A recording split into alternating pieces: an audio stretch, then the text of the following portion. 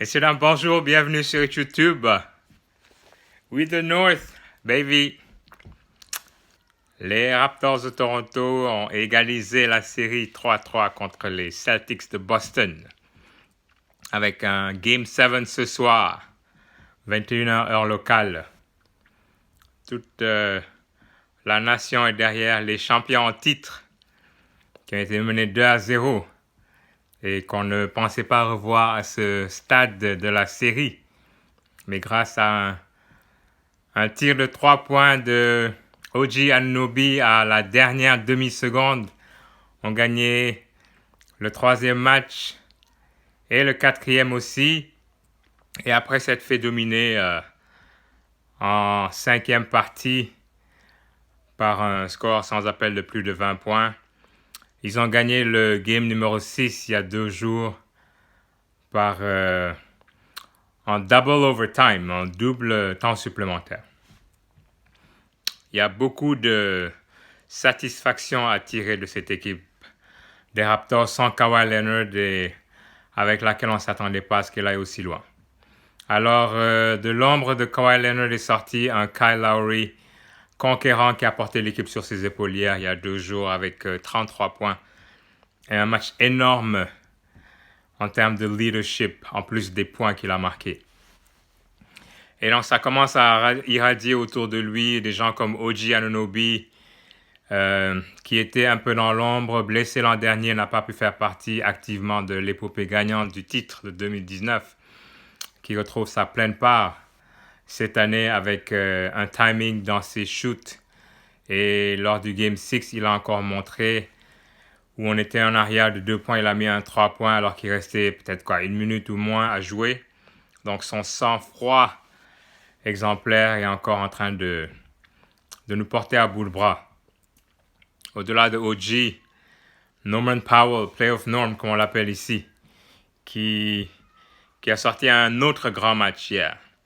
Un de ceux qui peuvent nous tirer d'affaire parce qu'il est athlétique, sait défendre et peut aller directement au panier sans qu'on ait à dépendre des tirs lointains de 3 points qui, selon la journée, marchent ou ne marchent pas, alors qu'aller au filet, ça fonctionne toujours. Il faut que je donne un shout-out pour mon ami Serge Ibaka. Serge Ibaka, sachant que Pau Gasol n'est pas dans son assiette ces temps-ci, il joue atrocement mal. Il s'est rattrapé un peu lors du dernier match avec 2 paniers, mais sinon, n'avait pas marqué de 3 points cette année contre Boston. Pendant toute l'année, c'est pour vous dire. Alors pendant ce temps, Serge Ibaka, coming off the bench, donc qui est sur le banc des remplaçants, qui a tendance à rentrer quand il reste à peu près 2-3 minutes au premier quart-temps. Je ne comprends toujours pas depuis l'an dernier pourquoi Serge Ibaka n'est pas partant. Et quand il rentre, généralement, l'avance est déjà telle qu'il faut qu'il fasse des miracles pour qu'on revienne au score. Donc je me demande ce que Nick Nurse attend pour le mettre partant et mettre Gasol remplaçant. Parce que oui, c'est une présence défensive par Gasol. Marc Gasol, je devrais dire, mais il ne marque pas. Et les équipes le forcent et l'incitent même à prendre des shoots tellement ils sont confiants qu'il ne va pas les marquer. So, j'ai hâte de voir ce que ça va donner de ce côté-là. Et le championnat ouvert cette année, les Clippers jouent contre Denver aujourd'hui. Ils sont en avance 3-1, une série qui devrait finir ce soir selon moi parce que Denver a donné une très bonne résistance lors des 2 premiers matchs et ont même gagné un de ces 2 premiers matchs. Ont mené très longtemps par la suite sur le deuxième mais n'ont pas pu conclure. Et là, je pense que le pressing défensif de l'équipe à Doc Rivers aura raison de Nikola Jokic et Jamal Murray. Et il n'y a pas d'autres personnes derrière eux, malheureusement, qui peuvent les porter. Les Clippers sont les plus forts et plus nombreux en termes de skills. Les Lakers aussi ont fait le break hier devant les Rockets de Houston, où James Harden a son statut de vedette et l'honneur, même s'il a eu un match moyen hier. Mais Russell Westbrook, je ne pense pas qu'il va faire long feu à Houston s'il continue comme ça. Les équipes, même chose, le tentent et l'incitent à shooter à 3 points parce qu'ils n'ont pas peur de son shot. Et s'il n'a pas cette efficacité-là, à distance, ben, le rideau se ferme quand il va aller au panier. Fait preuve de toujours de trop d'énergie, a tendance à en faire un peu trop et perd le ballon à des situations critiques. Donc, avec un salaire de 40 millions conjugué à celui de James Harden, de 40 millions, je ne pense pas que les Rockets peuvent se permettre un backcourt à 80 millions qui donne des résultats comme ça, surtout s'ils ne passent pas l'écueil des Lakers cette année. Et donc, la dernière équipe au niveau de l'Est qui attend, c'est pas une surprise pour moi, mais une surprise peut-être pour certains. C'est l'équipe de Miami qui est menée par le vaillant Jimmy Butler et qui attend impatiemment le vainqueur de la série Boston-Toronto et qui va se frotter donc à Miami en finale de la conférence Est. Une équipe de Miami qui est physique, mais qui en plus se repose en ce moment pendant que son potentiel concurrent devra sortir d'une série de 7 matchs. Donc avantage a priori à Miami.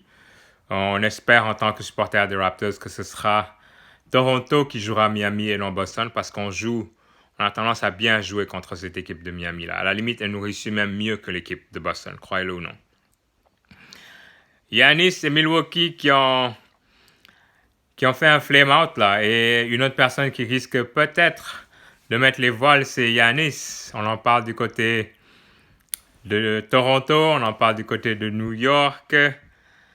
Quoique ça, je pense pas que ce sera une piste qui va se faire. Et on en parle aussi du côté de Miami. Et ça ferait des dégâts si il allait rejoindre la bande déjà prête de Jimmy Butler, notre ami Giannis. Fait que le off-season nous montrera quelle direction ça va prendre. Pour la première fois depuis toujours, je pense, tous les sports ont lieu en même temps. Les major sports comme on appelle en Amérique du Nord, que ce soit le soccer, le baseball, le hockey, le basketball, le football qui a repris hier et je ne sais plus quel autre là. Les ligues jouent en même temps. Donc, dû au décalage COVID, parce que la NBA et le hockey n'ont pas lieu en ce moment, mais au décalage COVID, on doit le fait que les amateurs de sport sont heureux en ce moment. Et que dire de ce titre NBA de cette année, hein? Il va être spécial. Il l'est déjà à cause du contexte. Et certains disaient que c'est un titre qui aura une astérix négative parce qu'il n'a pas le même contexte que d'habitude. Moi, je pense que s'il a une astérix, ce sera une astérix plutôt positive. Parce que si on vous demande qui a gagné le titre NBA en 1983, vous ne vous souviendrez peut-être pas. Mais si on vous demande qui a gagné le titre NBA l'année du coronavirus, tout le monde va s'en rappeler. Donc, je pense que c'est une raison, supplémentaire pour aller gagner ce titre NBA cette année. Il est plein de significations et je pense que c'est un des titres qui va être les plus difficiles à gagner. Pourquoi?